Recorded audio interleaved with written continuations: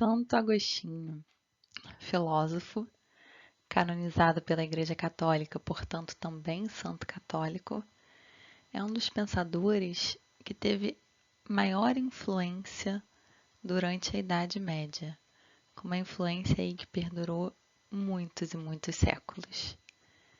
Santo Agostinho, ele mesmo, ele não é um filósofo da Idade Média, porque esse período ainda é o fim do declínio do Império Romano, então ainda não é a Idade Média propriamente dita.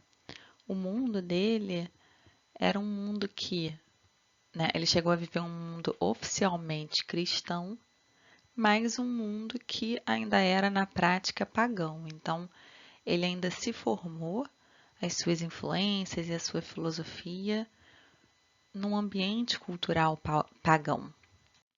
Portanto, a gente pode considerar Santo Agostinho como um filósofo do final da Antiguidade, ou então a gente também pode considerá-lo como um filósofo da Idade Média, por toda a influência aí que ele teve ao longo desse período. Santo Agostinho nasce na Argélia, em Tagaste, numa cidade que é atualmente conhecida como Souk Haras, que é bem aqui, ó. Ainda jovem, ele vem aqui para Catargo estudar, onde atualmente é conhecido como Tunis, na Tunísia. Aqui também, aos 18 anos, ele conhece o amor da vida dele, com quem ele nunca chegou a se casar, por uma questão de casta. Naquela época, não seria de bom tom alguém da casta dele ou da classe social dele casar com essa moça, mas ainda assim eles viveram durante 14 anos um relacionamento monogâmico e chegaram até a ter um filho juntos. Quando Agostinho tinha 20 anos, o pai dele morre, ele volta aqui para a cidade dele natal, chega a abrir um colégio, mas fica aqui pouco tempo. Depois ele volta para Catargo para ensinar, para dar aula, só que ele fica aqui pouco tempo dando aula. E ele diz que ele não se interessa tanto por dar aula aqui, tem vontade de se mudar, porque ele estava dando aula para vários alunos que ele acreditava que estavam ali sem um interesse real em querer aprender. Ele dava aula de retórica. A formação de Santo Agostinho foi principalmente na língua latina, ele gostava muito do latim, considerava que era uma língua mais culta, o que é um pouco irônico, né? Porque a Bíblia, o Novo Testamento, foi escrito em grego, principalmente, acho que foi todo escrito em grego. E ele dizia que não era digno para o homem culto a Bíblia. A mãe dele, muito católica, sempre ficava insistindo para que ele lesse a Bíblia e ele nunca queria ler a Bíblia, né? Até a conversão dele, claro. Aí, Santo Agostinho, depois que ele vem para cá, ensinar, ele desiste rapidamente e decide vir aqui para Roma, onde ele acredita que ele vai conseguir ganhar mais. Depois de Roma, ele chega a vir aqui para Milão, tentar uma vida de. A ideia dele era ganhar mais, era talvez conseguir algum emprego para o Estado, algum emprego que desse mais dinheiro e mais prestígio também. Nesse momento aqui em Milão, ele envia a amante dele de volta para a África, para que ele pudesse assim se casar com uma pessoa que fosse ser mais favorável a essa ascensão social dele. Ele fica com o filho dele. Eles chegaram a ter um filho juntos. Ele se converte. O filho dele também chega a se converter, mas morre pouco tempo depois da conversão. Quando Santo Agostinho se converte, ele volta para a África e ele acaba assumindo um posto em Hipona de padre. 5 anos depois, ele acaba se tornando bispo de Hipona. E aí, é por isso que hoje em dia várias pessoas conhecem Santo Agostinho como bispo de Hipona, falam assim Santo Agostinho de Hipona por causa disso, né? Ele acabou passando uma grande parte da vida dele como bispo de Hipona e é lá que ele morre aos 75 anos. Santo Agostinho, ele nasceu com uma mãe muito devota. O pai dele, quando Santo Agostinho nasceu, ele não era católico, mas acaba se convertendo também. E Santo Agostinho conta que a mãe dele entrava 3 vezes por dia, na frente, ele entrava na igreja e em frente do sacrário, em lágrimas, pedia pela conversão de Santo Agostinho. Durante 20 anos ela fez isso. E ele conta que ela não pedia que ele fosse um santo ou um sacerdote. Ela queria só que ele fosse um bom cristão. E nada de Santo Agostinho se converter. E aí um dia a Mônica, né, que depois foi canonizada e se tornou Santa Mônica, foi para o bispo chorando. E ela chega e fala: Olha, já rezei muito, muito, muito e o meu filho não se converte, eu não sei mais o que fazer. Aí o bispo respondeu para ela: Continue rezando, pois não é possível que Deus não olhe para um filho de tantas lágrimas. E ela também rezou e o marido também foi convertido, antes dele falecer e antes de Santo Agostinho ser convertido. A conversão de Santo Agostinho acontece quando ele tem 32 anos e ele está lá em.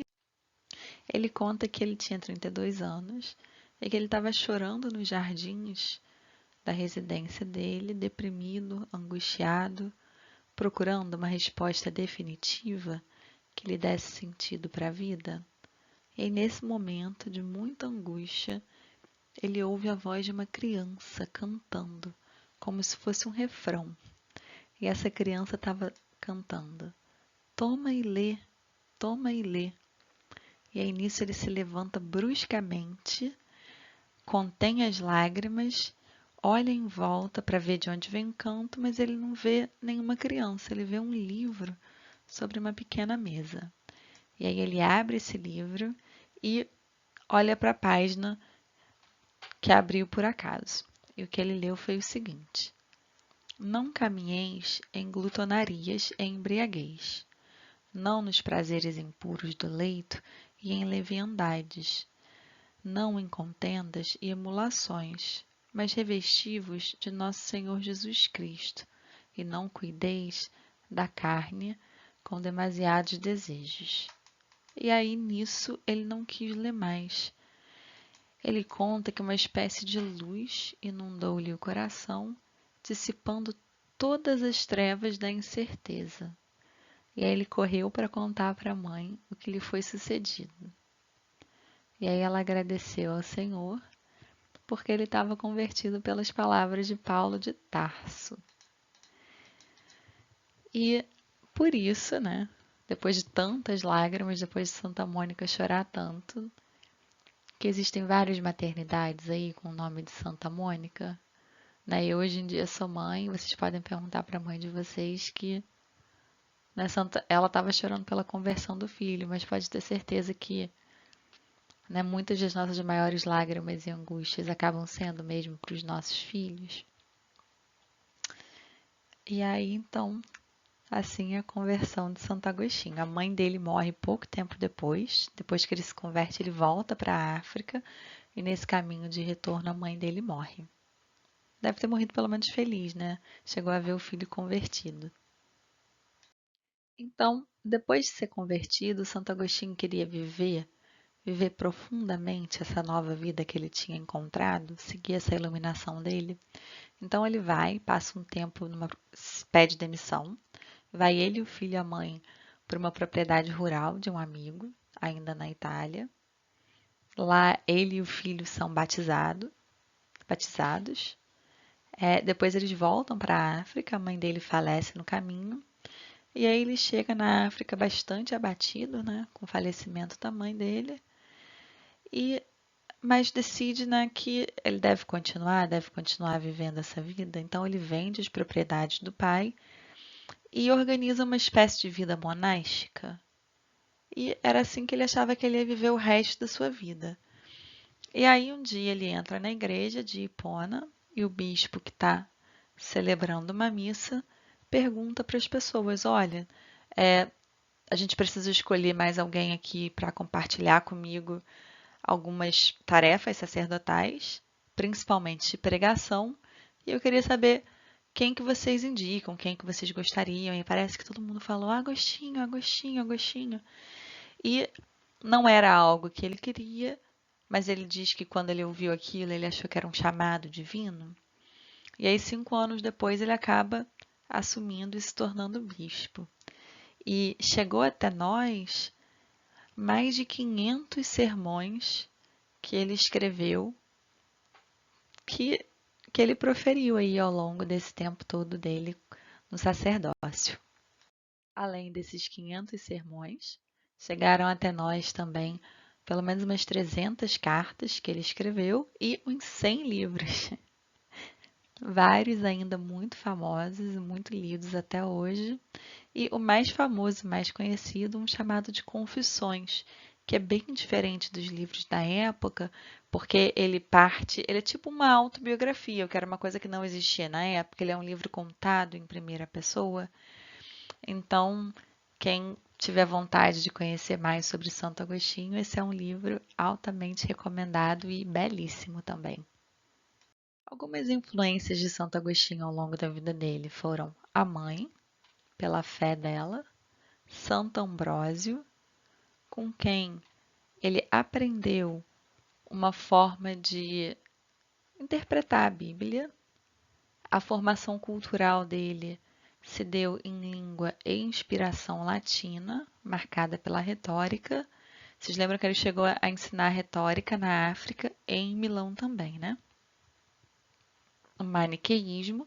Ele foi maniqueísta por 9 anos e nós falaremos mais sobre isso no vídeo que a gente for falar sobre a teoria dele sobre o bem e sobre o mal. Mas, resumidamente, os maniqueístas afirmavam a existência absoluta de dois princípios, o bem e o mal. Então, uma teoria que acredita nessa existência concreta, tanto do bem e do mal, né, num dualismo, mas num dualismo também dessa substância, sabe? E depois que ele se converte, ele passa aí uma boa parte da vida dele, do sacerdócio dele, lutando contra o maniqueísmo, que influencia bastante na teoria que ele vem a desenvolver acerca do bem e do mal. Também o pensamento neoplatônico o influenciou bastante. A gente encontra em Santo Agostinho bastante influência desse neoplatonismo. Ele não chegou a ler Platão mesmo. Particularmente, ele chegou a ler os neoplatônicos Plotino e Porfírio. E a Bíblia como grande influência, especialmente as cartas de Paulo.